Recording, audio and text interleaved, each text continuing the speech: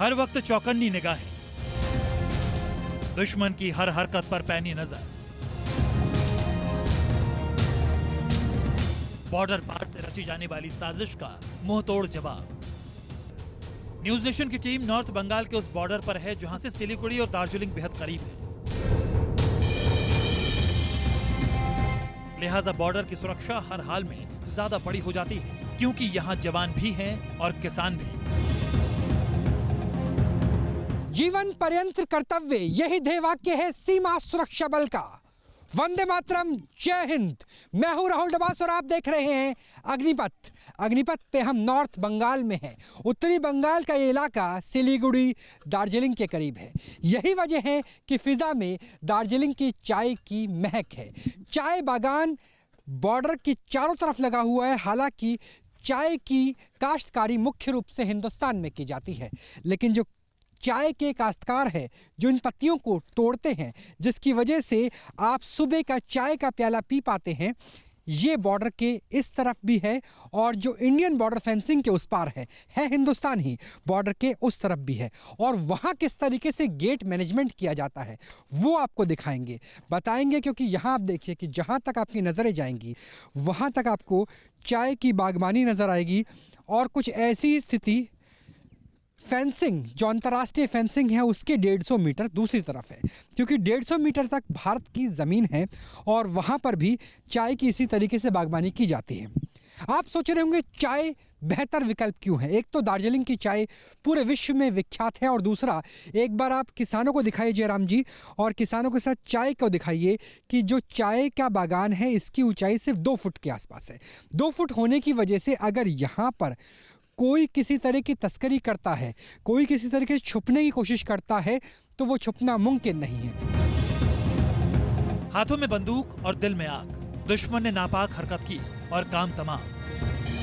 ये है सीमा के प्रहरी, ये है भारत माता के वीर सपूत, ये है मां भारती की आन बान और शान, ये है बीएसएफ, जिसका एक एक जवान आखिरी सांस तक हिंद की रक्षा की कसम खाता है। बीएसएफ जवानों के लिए सरहद की रक्षा सबसे अहम है, ताकि बॉर्डर के रास्ते कोई घुसपैठिया अंदर ना आ सके, कोई आतंकी दाखिल ना हो सके।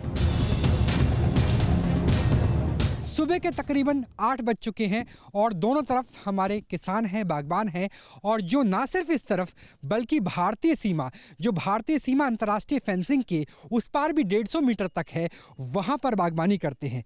150 मीटर इसलिए क्योंकि जब बांग्लादेश मुक्ति वाहिनी और हिंद की सेना ने मिलकर ईस्ट पाकिस्तान को बांग्लादेश बनाया, तब दोनों देशों के बीच में समझौता हुआ। समझौता दरअसल ये था कि 1975 से ये कानून लागू किया गया कि दोनों देशों में अगर फेंसिंग बनेगी या कोई भी परमानेंट स्ट्रक्चर बनेगा तो वो सीमा के 150 मीटर अंदर ही बन सकता है, यानी यहाँ से लेकर 150 मीटर तक हिंदुस्तान है। आप देखिए कि यहाँ पर बीएसएफ के सीमा प्रहरियों ने बॉर्डर गेट को खोल दिया है और सबसे पहले अंदर कौन जाएंगे? सबसे पहले अंदर जाएंगे वो प्रहरी जो किसानों के साथ रहते हैं, यानी किसानों की सुरक्षा अंदर की जाएगी।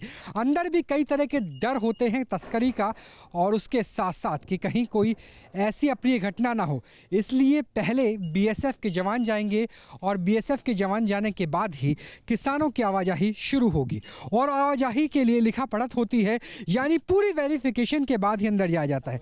यहाँ दिखाइए जयराम जी कि सारे जो लोकल किसान हैं उनकी फ़ोटो पहले लगाई गई है। ऐसा ना हो, क्योंकि अंदर फेंसिंग नहीं है, अंदर सीधा 0 लाइन है, यानी पिलर है।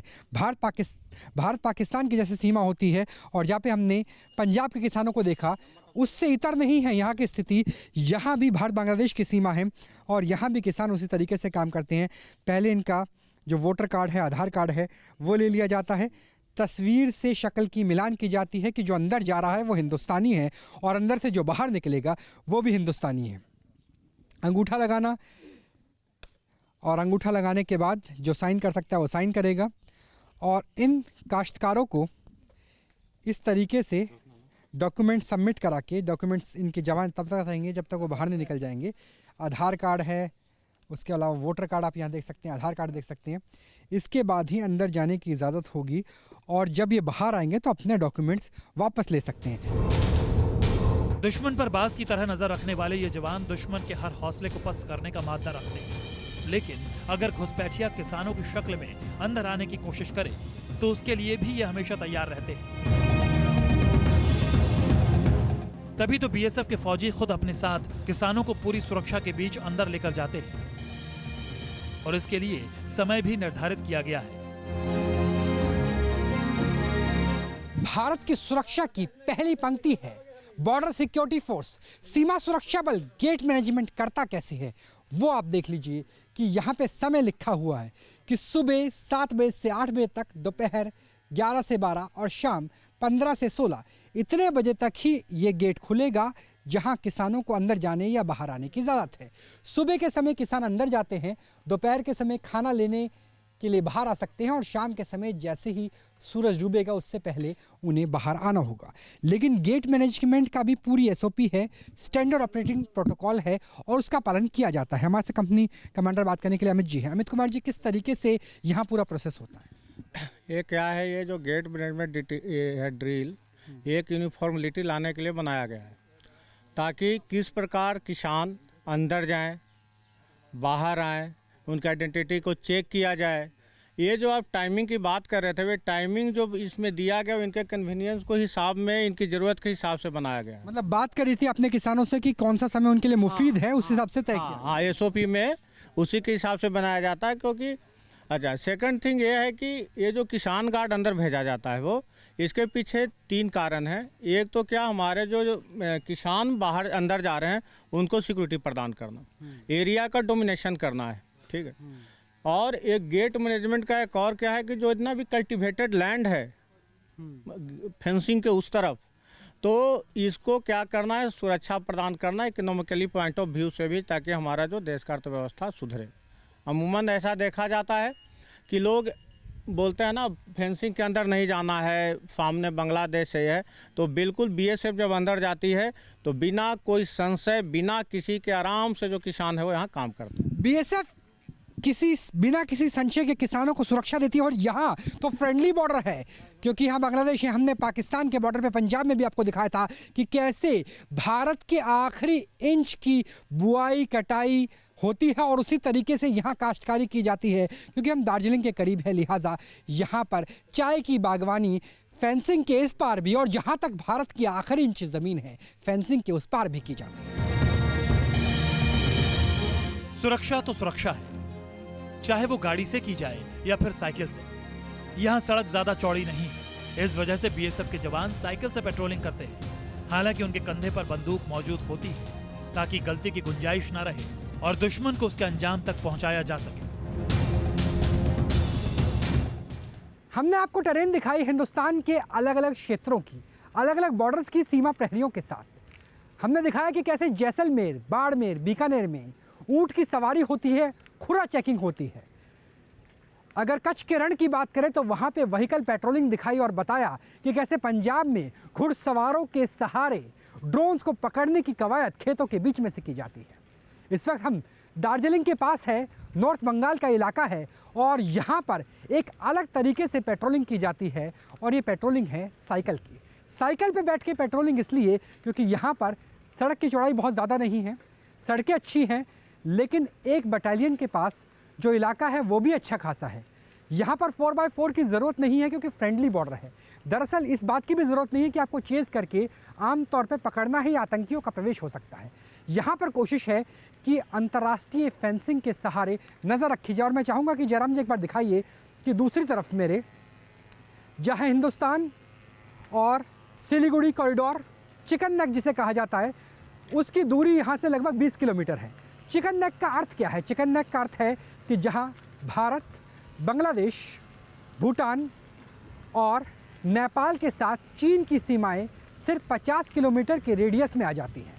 जहां भारत के 3 राज्य पश्चिम बंगाल, असम और असम के साथ आप सिक्किम को जोड़ लीजिए, वो 3 राज्य और 3 देश जिसमें भूटान शामिल है, नेपाल शामिल है और बांग्लादेश के साथ चीन भी शामिल है, ये 4 देश आसपास है। लिहाजा यहाँ पे सुरक्षा देना बेहद महत्वपूर्ण है क्योंकि चिकन नेक वो सरजमी है, अगर वो भारत की मुख्य भूमि से कट जाती है तो भारत के साथ जो पूर्वोत्तर के राज्य हैं, मणिपुर, त्रिपुरा, नागालैंड, मिजोरम, सिक्किम, असम, वो सभी कट जाएंगे।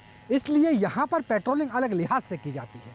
यहाँ पर अगर CAPF की बात करें तो जहाँ मौजूद है बांग्लादेश बॉर्डर, यहाँ BSF है। अगर सिक्किम के इलाके को देखें, वहाँ पर ITBP है। नेपाल और भूटान के बॉर्डर पर दरअसल एक और CAPF है जिसे SSB कहा जाता है, सशस्त्र सीमा बल। सीमा सुरक्षा बल, सशस्त्र सीमा बल और ITBP तीनों इस एरिया में काम करते हैं। इंडियन एयरफोर्स भी है, इंडियन आर्मी भी है। लेकिन जो हमें पश्चिम बंगाल में देखने को मिला वो महत्वपूर्ण है कि किस तरीके से यहाँ पर साइकिल पेट्रोलिंग होती है। तमाम जवानों के साथ न्यूज़ नेशन भी साइकिल पेट्रोलिंग में शामिल हो चुका है।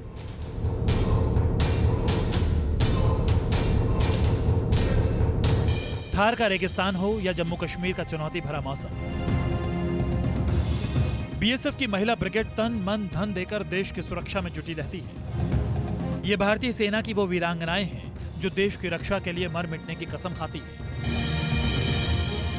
हिंद की संस्कृति में नारियों का पूजन रहा है। दीपावली में जहां हम लक्ष्मी का पूजन करते हैं तो उससे ठीक पहले नवरात्रों में दुर्गा अष्टमी भी मनाई जाती है। भारत की अगर बात करें आज़ादी के आंदोलन की तो लक्ष्मीबाई को कौन भूल सकता है, कौन भूल सकता है सरोजिनी नायडू को, जिस तरीके से महात्मा गांधी के साथ उन्होंने काम किया। और जहां हम इस तरफ सीमा के उस पार बांग्लादेश को देख सकते हैं, बांग्लादेश को बनाने के पीछे भी इंदिरा गांधी की प्रमुख भूमिका थी और उन्हें भी भारत की दुर्गा प्रधानमंत्री के रूप में कहा जाता था। इस वक्त हम सीमा भवानियों के साथ हैं। सीमा भवानी जो यहाँ के क्षेत्र की निगहबान हैं, उनसे बात करेंगे और कितना मुश्किल है यहाँ पर काम करना। आपसे आपका नाम और आपका स्टेट जानना चाहेंगे। सर मेरा नाम है शिवानी ठाकरे और मैं MP से हूँ। आप MP से हैं और यहाँ पश्चिम बंगाल में आप काम कर रहे हैं। कितना अलग है? याद आती है? परिवार की छुट्टी मिल जाती है? सर याद तो आती है, पर ये भी हमारा एक परिवार की तरह है।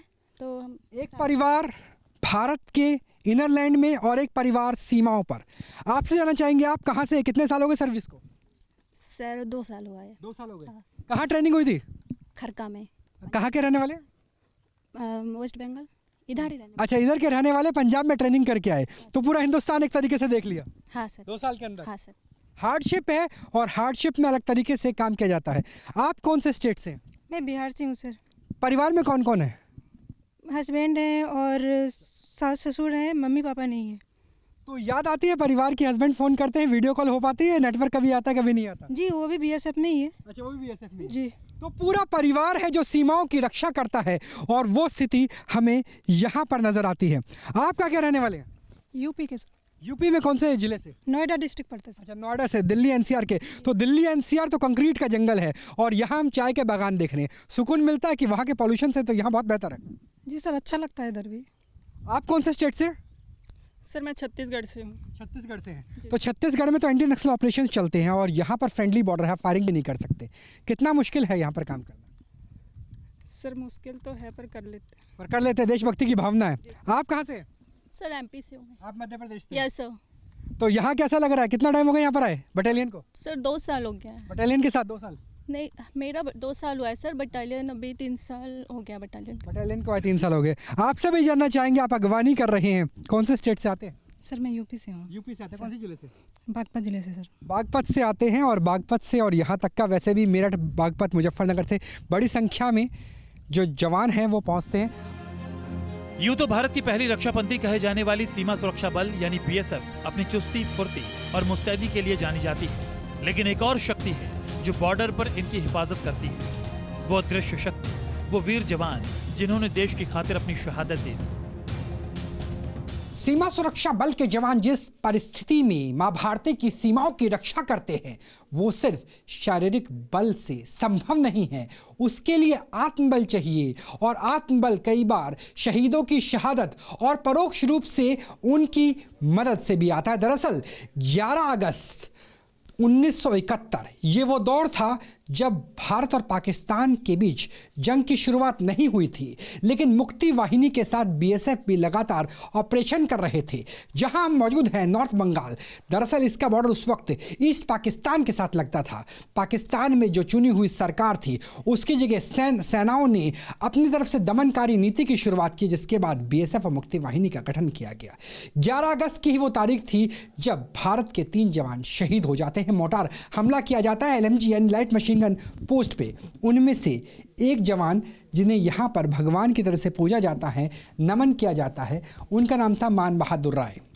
और उन्होंने अपनी देह यहीं त्यागी थी जहां हम मौजूद हैं, और यहीं पर वो शहीद हुए थे मोटार हमले में। छलनी होने के बावजूद वो अपने कर्तव्य निष्ठता से भारत की सीमाओं की रखवाली करते रहे, और यहीं पर ही बहुत बुरी तरह घायल होने के बाद उन्होंने देह त्यागी थी। 73वीं बटालियन के वो थे, और उसके बाद लंबे समय तक शहीद का दर्जा तो दिया गया, लेकिन शायद जून 2009 थी जब यहाँ पर अदृश्य परछाई नज़र आई और ऐसा लगा कि यहाँ पर कोई है। दरअसल वो मान बहादुर जी ही थे, कम से कम बीएसएफ का ये दावा है, और वो मददगार की तरह एक आत्मबल देते थे, एक आत्मा के रूप में यहाँ आते थे। और यही वजह है कि सबसे पहले जब खाना बनता है, लंगर बनता है बीएसएफ की सीमा चौकी पर, इस बॉर्डर आउटपोस्ट पे, तो पहला खाना भोग के रूप में उन्हें ही लगाया जाता है, उनके बिस्तर को रोज बदला जाता है। तो जिस तरह की किंवदंतियाँ भारत चीन की जंग में 1962 को लेकर है, वैसे ही किंवदंती बीएसएफ की यहाँ पर है 1971 की जंग को लेकर। तो ये है शहीदों का मंदिर, और यहाँ पर आप देखिए कि बाबा के खड़ाओं को भी रखा गया है, और वाकई ही नमन करने योग्य हैं वह बाबा जिन्होंने भारत के लिए अपनी श्रद्धांजलि दी, और वह बाबा जो आज भी अदृश्य रूप से उसी तरीके से काम करते हैं जैसे अयोध्या में भले ही राजपाट भगवान राम वनवास के दौरान नहीं चलाते थे, लेकिन उनका आशीर्वाद हमेशा बना रहता था भारत के साथ। और ऐसे ही इन खड़ाऊ को हमारा नमन, न्यूज़ नेशन का नमन उन शहीद को जिनकी शहादत की वजह से भारत पाकिस्तान के खिलाफ 1971 की जंग जीत पाया। भारत पाकिस्तान का 1971 वाला जंग, जिसमें हजारों सैनिकों ने शहादत दी, तब जाकर बांग्लादेश का जन्म हुआ। उसी की याद में बॉर्डर पर वॉर मेमोरियल बनाया जा रहा है, ताकि वीर जवान शहीद और शहादत को हमेशा याद रख सके। 1971 के शहीदों को नमन मां भारती के सीमा सुरक्षा बल के प्रहरियों को, जिनकी वजह से भारत ईस्ट पाकिस्तान को बांग्लादेश बना पाया। दरअसल 1965 की जंग के बाद ही बीएसएफ का गठन किया गया था, और बीएसएफ 2 मोर्चों पर लड़ रहा था। अगर 71 की जंग की बात करें, जहां दिसंबर में जब जंग की शुरुआत हुई तो पाकिस्तान यानी पश्चिमी पाकिस्तान से लगे हुए पूरे इलाके में राजस्थान और इंडिया ब्रिज, जिसे हम कच्छ कहते हैं, वहाँ बीएसएफ पाकिस्तान की सेना और रेंजर से लोहा ले रहा था। जबकि यहाँ पर जंग की शुरुआत से कई महीने पहले ही मुक्ति वाहिनी के साथ बीएसएफ के जवान कार्यरत थे, ताकि जो जुल्म किए जा रहे थे पाकिस्तानी सेना के द्वारा मुक्ति वाहिनी से पहले बंगालियों के ऊपर, वो बंगाली जो इस वक्त बांग्लादेश में रहते, उस वक्त ईस्ट पाकिस्तान में रहते थे, उनकी मदद की जा सके। और उन्हीं शहीदों को नमन करने के लिए बांग्लादेश बॉर्डर के करीब इस वॉर मेमोरियल का गठन किया गया। हालांकि अब इसमें रिनोवेशन का काम भी चल रहा है। हमारे साथ बात करने के लिए कमांडर सर हैं। सर, अगर आपसे बात करना चाहें, कैसे आप देखते हैं उस गौरवमय इतिहास को, जब 71 की जंग भले ही सेना, एयरफोर्स, नेवी तीनों ने लड़ी हो, लेकिन बीएसएफ का भी अहम किरदार रहा था, खासतौर मुक्ति वाहिनी को लेकर और इस टेरेन को लेकर? ये जो वार मेमोरियल देख रहे हैं अंडर रिनोवेशन है, और ये हमारी विजय गाथा को दर्शाता है। उस समय बीएसएफ की 73वीं वाहिनी यहाँ डिप्लॉयड थी, और यहाँ पे वो डिफेंस लिए हुए थे। वार फुल फ्लेज चल रहा था, और इस सिचुएशन में जो पाकिस्तान से गोला आया, तो उस गोले के फटने के कारण हमारे 3 जवान यहाँ शहीद हुए थे। तो बीएसएफ एक्टिवली पार्टिसिपेट की है इस वार में, और हमारी वीर गाथा इस सीमावर्ती इलाके में और इंडो बांग्लादेश बॉर्डर के कई क्षेत्रों में आप देखेंगे, इसको दर्शाने के लिए इस तरह के वार मेमोरियल बने हुए हैं। ये हमारी वीर गाथा को दर्शाता है, हमारे बांग्लादेश को आज़ादी दिलाने में हमारा कंट्रीब्यूशन, हमारे बलिदान को दर्शाता है। बिल्कुल, बलिदान दिया गया और बलिदानों से इतिहास लिखा गया। ना सिर्फ इतिहास लिखा गया, बल्कि भूगोल को बदल दिया गया। एक नए देश का जन्म हुआ जिसे बांग्लादेश कहते हैं, और उसी बांग्लादेश बॉर्डर पर न्यूज़ नेशन की टीम मौजूद है, अग्निवीरों के साथ, सीमा प्रहरियों के साथ। और हम आगे उस रेलवे लाइन पे भी चलेंगे जो दरअसल समझौता एक्सप्रेस जैसी ही है। हफ्ते में 2 दिन चलती है, न्यू जलपाईगुड़ी से लेकर ढाका तक, और उसकी सुरक्षा कैसे की जाती है, और वो भी इंटरनेशनल बॉर्डर के ऊपर, वो भी देखिए अग्निपथ पर। भारत और बांग्लादेश के संबंध हमेशा से ही दोस्ती भरे रहे हैं, और इसमें अहम भूमिका निभाती है समझौता एक्सप्रेस। न्यू जलपाईगुड़ी से ढाका की तरफ जाने वाली ट्रेन आम ट्रेन नहीं है, बल्कि बीएसएफ कमांडोज के सुरक्षा घेरे में बांग्लादेश की तरफ जाती है। सुरक्षा इसलिए ताकि अनहोनी से बचा जा सके और दोनों देशों के संबंध और ज्यादा मजबूत हो सके।